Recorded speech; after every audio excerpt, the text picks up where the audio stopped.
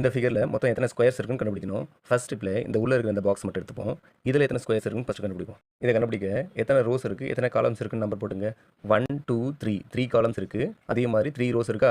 இதை number of rows into number of columns எழுதிக்கணும். Next ஸ்டெப்பில் ரெண்டு பக்கமும் 1 செப்பரேட் பண்ணுங்க. செப்பரேட் பண்ணிங்கன்னா 2 இன்ட்டு 2 கிடைக்குமா. நெக்ஸ்ட் அகைன் 1 செப்பரேட் பண்ணுங்க. செப்பரேட் பண்ணிங்கன்னா 1 இன்ட்டு 1 கிடைக்குமா. ஸோ 1 இன்ட்டு 1 கிடைச்சோன்னே இங்கேயே இதை ஸ்டாப் பண்ணிவிட்டு நெக்ஸ்ட் இதை மல்டிப்ளை பண்ணி வர நம்பர்ஸ் ஆட் பண்ணிங்கன்னா 14 கிடைக்குமா. ஸோ இந்த பாக்ஸ் உள்ள இதில் இதுக்குள்ளே நமக்கு 14 ஸ்கொயர்ஸ் இருக்குது. இதை தவிர்த்து நெக்ஸ்ட் இங்கே பாருங்கள் 1 2 3 4 இங்கே ஒரு 4 ஸ்கொயர்ஸ் இருக்கா. இதையும் இதோட ஆட் பண்ணுங்கள். நெக்ஸ்ட் இதை தவிர்த்து இங்கேருந்து இது ஃபுல்லாக பார்த்தீங்கன்னா இது ஒரு ஸ்கொயர் இருக்கா.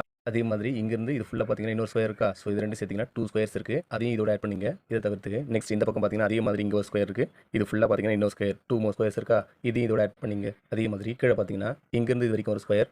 இது ஃபுல்லாக பார்த்தீங்கன்னா இன்னொரு ஸ்கொயர். ஸோ 2 மோர் ஸ்கொயர் அதையும் ஆட் பண்ணிப்போம். நெக்ஸ்ட் இங்கேருந்து இது ஃபுல்லாக பார்த்தீங்கன்னா ஒரு ஸ்கொயர். அதே மாதிரி இங்கேருந்து இது ஃபுல்லாக பார்த்தீங்கன்னா இன்னொரு ஸ்கொயர். இங்கே 2 மோர் ஸ்கொயர்ஸ் இருக்குமா. அதையும் இதோட ஆட் பண்ணிங்க. நெக்ஸ்ட் இதை தவிர்த்து இது ஃபுல்லாக பார்த்தீங்கன்னா இது ஒரு ஸ்கொயரா.